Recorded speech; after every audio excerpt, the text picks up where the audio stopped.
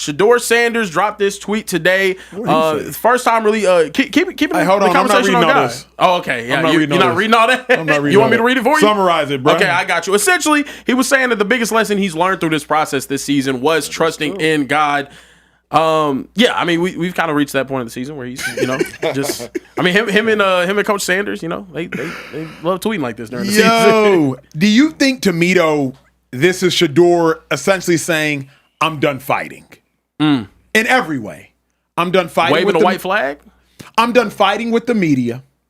I'm done fighting with my coaches. I'm done fighting with Rex Ryan on Get Up. I'm done fighting with y'all on social media. I'm done fighting. Because whenever somebody brings up, like he said, the true success is built on God and God's the one who can open all these doors, is this Shedeur James Jones kind of just saying, I'm done? Clearly, Dillon Gabriel's going to be the guy going forward. Shedeur Sanders didn't get in the game when they were up 31-6. Yeah. It was game over. Yeah. They were up 31-6, and then if y'all remember, in the loss 2 weeks prior, Shedeur didn't get into the game when they were losing clearly and handily. Yeah. I think Shedeur just now realizes the Browns don't want me to play. They are not playing me under any circumstance. Yeah. The Dolphins had their backup in the game. Why would you not? Correct. Yeah, it made no sense. Well, that's because Shadeur's a different backup. They won the game, right? Well, my man had 90 yards passing. Yeah. They won the game off of defense. And Myles Garrett, and they scoring on defense, they doing all that. So if they push Shedeur in the game for 2 minutes and he makes 2 throws, do you know how many questions Stefanski's going to have to answer? Yeah. He's going to have to answer that. So I think this is Shedeur. Just putting his hands up, man. Like, it's out of my control. Like he's waving the white flag. Not waving the white flag, because we all know that he wants to play. We see the kid training on his off days and all that. We know he wants to play. But I think this is him throwing his hands up like, man, it's not in my hands. Y'all got a dude starting over me that ain't nobody have better than me in college. You drafted him over me for some odd reason that don't nobody know. Don't nobody know why I fell in the draft and all that. I've been trying to fight it. Every single time I've had my opportunities to make plays in college and in the pros, I've done that. That's why everybody fighting for me to get in the game right now, because they know that I'm a better quarterback than Dillon Gabriel. But obviously something with the Cleveland Browns is saying, man, we don't think so. But I'm done. You know what I'm saying? I've seen this dude play the last 2 games, and that's Dillon Gabriel, and he's not looked good. And yes, they found a way to win the game, but it should have been Shedeur time. And it's not. And it's not for some reason. So I think that tweet is just like, fellas, I'm done. You know what I mean? God got it, whatever this may be for me, may be for me. But the way they have done Shedeur Sanders, we have never seen this be done in the history of the National Football You mean League. that?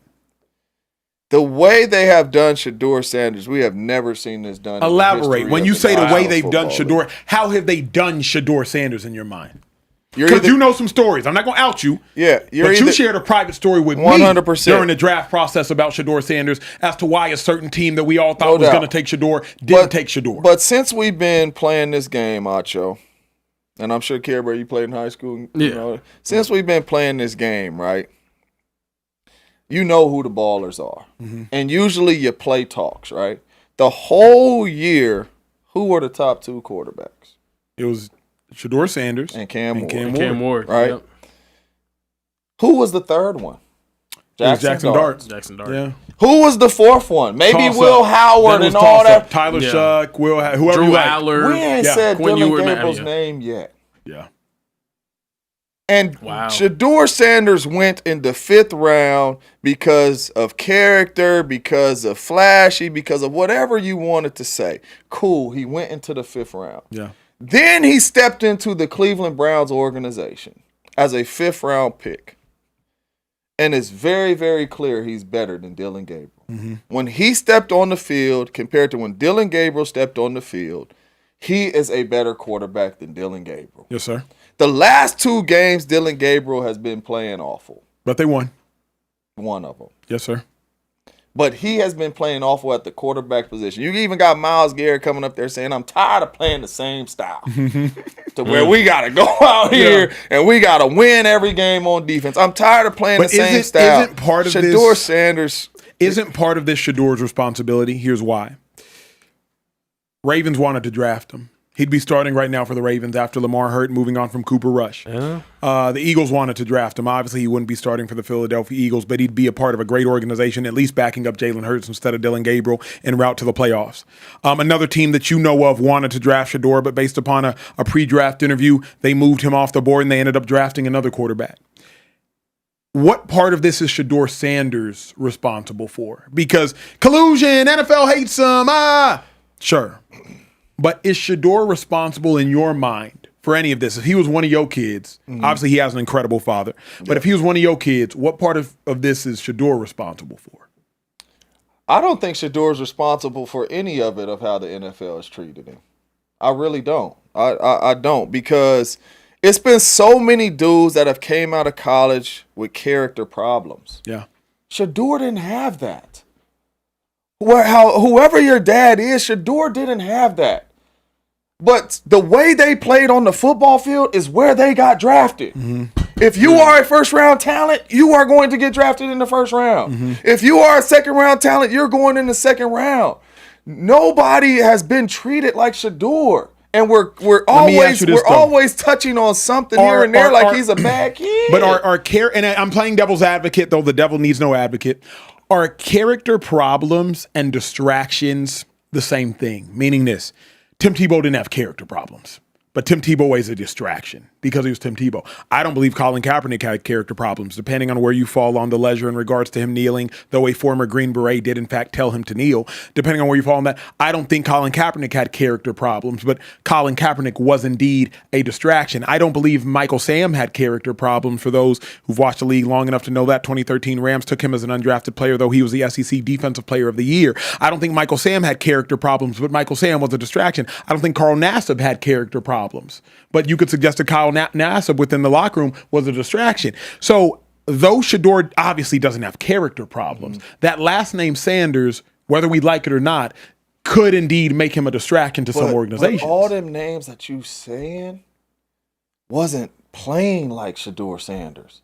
Tim Tebow is probably the only one that in college, like dominated in college and played that way. But other than that, Michael Sam and Carl Nass, they wasn't playing like Shedeur. This dude was a first-round pick. And where did Tim Tebow end up going? In the first round. Johnny Manziel. You know what I'm saying? Johnny Manziel, all the distractions. He went in the first round. That's why I'm saying there has not been a player treated like Shedeur, man. And it's crazy because he doesn't have any of them character problems. You know what I'm saying? And if you are a coach and all that type stuff, and you looking at Shedeur and you like, man, especially right now being in Cleveland, if we really keeping it a buck, Shedeur Sanders has done everything right since he's been in Cleveland. That's a lie. How? The miming. Okay. All right. So now we nitpicking. We're not nitpicking. We're being honest, Jay. It was like, that wasn't right. Well, my thing is though, a third string quarterback on any team could go out there and be like, "Hey, looking at the quarterback play across the league, I think I could start," and it wouldn't make like national headlines like crazy because people Who don't care what don't third think string. like that? I want my quarterback. That's what I'm saying. I was sitting in Green Bay at times at the fourth wide receiver, like I start at 31. But